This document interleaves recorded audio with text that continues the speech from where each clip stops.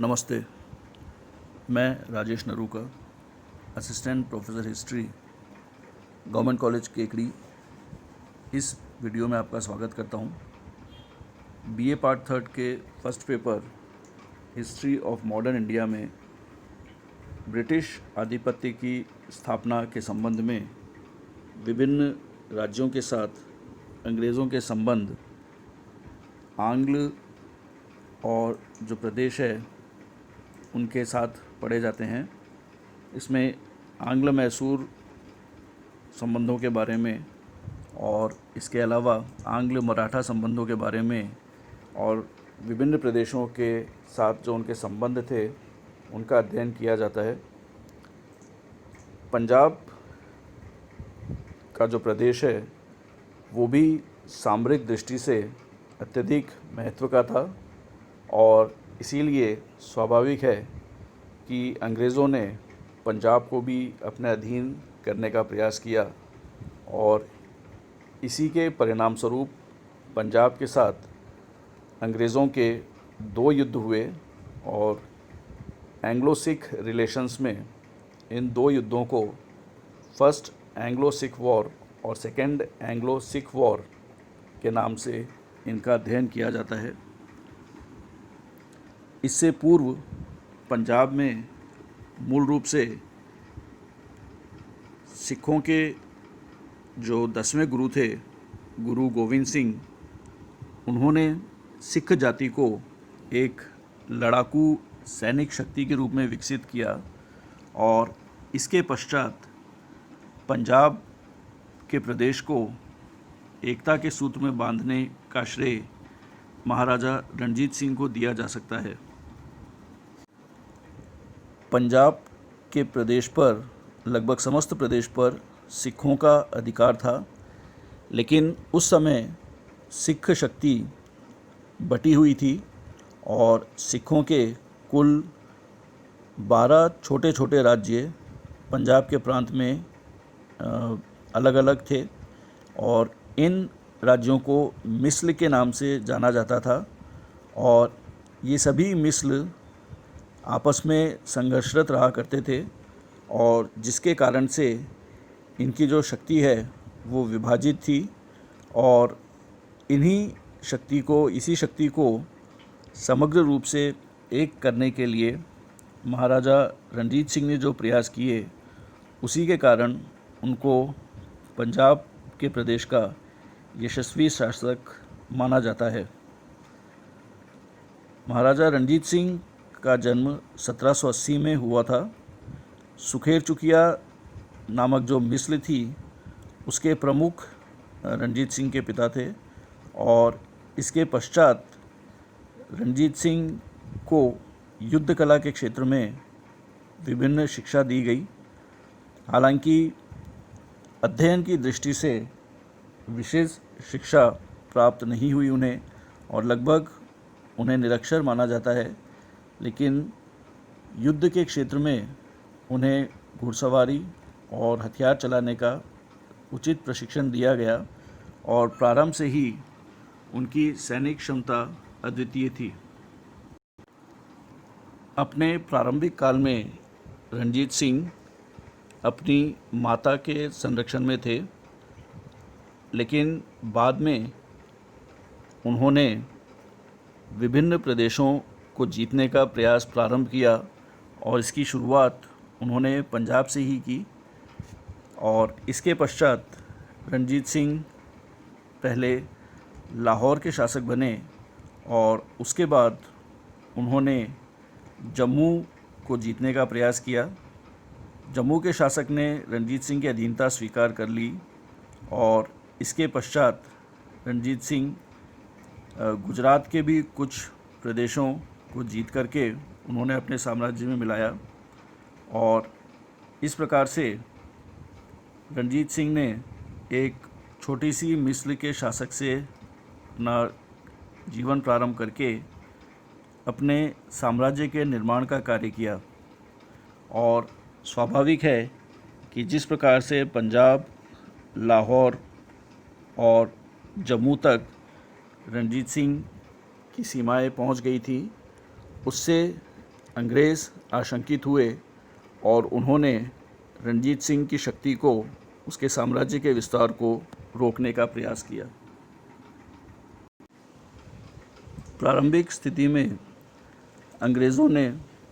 कोई हस्तक्षेप रणजीत सिंह के समक्ष इसीलिए नहीं किया क्योंकि वे स्वयं फ्रांसीसियों के साथ युद्धरत थे और इस बात की आशंका भी थी कि फ्रांसीसी भारत के भी कुछ क्षेत्रों पर आक्रमण कर सकते हैं और इसीलिए रणजीत सिंह को रोकने का प्रयास नहीं किया गया। लेकिन जब नेपोलियन यूरोप में ही विभिन्न युद्धों में उलझ गया और इस बात की संभावना लगभग समाप्त हो गई कि फ्रांस का कोई हस्तक्षेप भारत में भी होगा, तब उस समय पर अंग्रेज़ों ने पंजाब के साथ मूल रूप से एक संधि करने का प्रयास किया और लॉर्ड मिंटो के नेतृत्व में एक सेना भेजी गई और सतलुज नदी के पूर्व के जो राज्य थे उन्हें अंग्रेज़ों के संरक्षण में ले लिया गया और यह स्पष्ट किया गया कि यदि रणजीत सिंह साम्राज्य विस्तार का कोई प्रयास करता है तो उसे अंग्रेज़ों के साथ युद्ध करना होगा। इसके पश्चात रणजीत सिंह को इस बात की संभावना जब पता लगी कि मूल रूप से यदि वह अंग्रेज़ों के साथ संधि स्थापित नहीं करता है तो पंजाब के कुछ अन्य प्रदेश अंग्रेज़ों का सहयोग करके उसकी स्थिति को कमज़ोर कर सकते हैं, तब रणजीत सिंह स्वयं भी एक संधि के लिए तैयार हो गया, जिसके परिणाम स्वरूप 1809 में रणजीत सिंह और अंग्रेज़ों के मध्य एक संधि स्थापित हुई जिसे अमृतसर की संधि कहा जाता है। इस संधि के अनुसार रणजीत सिंह ने सतलुज नदी के पूर्व के राज्यों में हस्तक्षेप नहीं करने के बारे में अपनी स्वीकृति दी और इस प्रकार से सतलुज नदी को उसके राज्य की दक्षिण की सीमा मान लिया गया। अंग्रेज़ों ने भी इसके बदले में सतलुज नदी के उत्तर की ओर हस्तक्षेप नहीं करना उन्होंने भी स्वीकार कर लिया और यह भी तय किया गया कि लुधियाना में अंग्रेज़ी सेनाएं रखी जाएंगी। हालांकि यह संधि दोनों पक्षों ने स्वीकार कर ली थी, लेकिन फिर भी दोनों पक्षों में मित्रता संभव नहीं थी। अंग्रेज़ अपना नियंत्रण और बढ़ाना चाहते थे और संधि की जो शर्तें थी उनके अनुसार रणजीत सिंह को यह पता चल गया कि पूरे पंजाब के प्रदेश और समस्त सिख प्रदेशों का शासक अब वह उसके लिए बनना अब संभव नहीं था और इसीलिए मूल रूप से दोनों पक्ष एक दूसरे से संधि तो कर चुके थे, लेकिन कभी भी वे आपस में पूरी तरह से मित्रतापूर्ण संबंध स्थापित नहीं कर पाए। अधिकतर इतिहासकार इस बात को स्वीकार करते हैं कि रणजीत सिंह ने संधि की शर्तों की पालना हमेशा की। इस संधि के पश्चात उसे गोरखों ने और मराठों ने भी यह प्रस्ताव दिया था कि पंजाब के साथ संयुक्त सेना के साथ मिलकर के अंग्रेज़ों के विरुद्ध आक्रमण किया जा सकता है, लेकिन रणजीत सिंह ने इस प्रकार का कोई सहयोग किसी भी पक्ष को नहीं दिया क्योंकि वह जानता था कि मूल रूप से जो संधि की शर्तें हैं उनके अनुसार वह ऐसा नहीं कर सकता। और कुछ इतिहासकार इस बात के लिए रणजीत सिंह की आलोचना भी करते हैं कि अंग्रेज़ों से अधिक भयभीत होकर के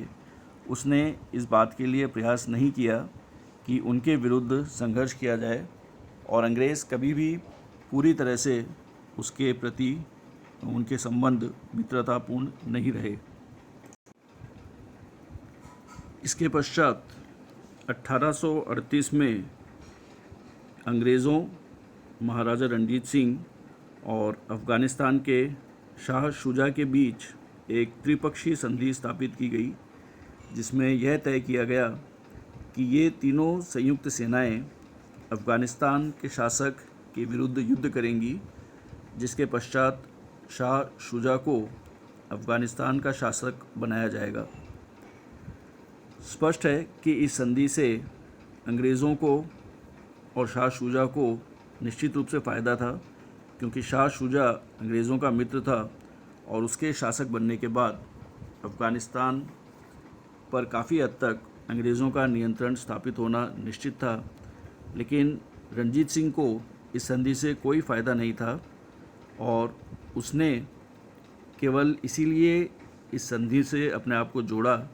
ताकि अंग्रेज़ों के साथ उसके संबंध मित्रतापूर्ण रह सकें। हालांकि इस संधि की क्रियान्विति से पहले ही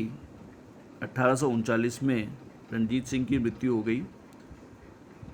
जिस प्रकार से रणजीत सिंह ने प्रारंभिक काल में अत्यधिक संघर्ष करके एक विशाल साम्राज्य का निर्माण किया, लेकिन बाद में अंग्रेज़ों के समक्ष वह कोई चुनौती प्रस्तुत नहीं कर सका और उसका हमेशा यही प्रयास रहा कि अंग्रेज़ों के साथ संबंध मैत्रीपूर्ण रहें। और उसकी इस नीति की कई इतिहासकारों ने आलोचना की है और इसकी आलोचना करते हुए N.K. सिन्हा ने लिखा है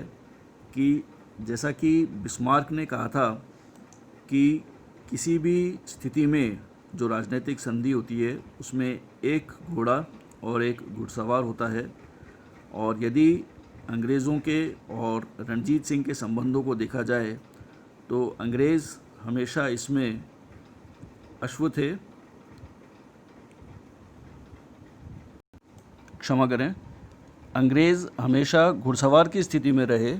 और रणजीत सिंह हमेशा एक घोड़े की स्थिति में रहा, जिसमें मूल रूप से कह सकते हैं कि संधि की शर्तें सारी अंग्रेज़ों ने तय की और रणजीत सिंह को केवल उनकी पालना करनी थी। और उसके इस आचरण को अधिकतर इतिहासकार मानते हैं कि उससे रणजीत सिंह की दुर्बलता रिफ्लेक्ट होती है और मूल रूप से अंग्रेज़ों के साथ अपने संबंधों में वह सदा अनिश्चित रहा और इसीलिए किसी भी प्रकार से उनके विरुद्ध सफल नहीं हो सका। 1839 में रणजीत सिंह की मृत्यु के पश्चात सिख सेना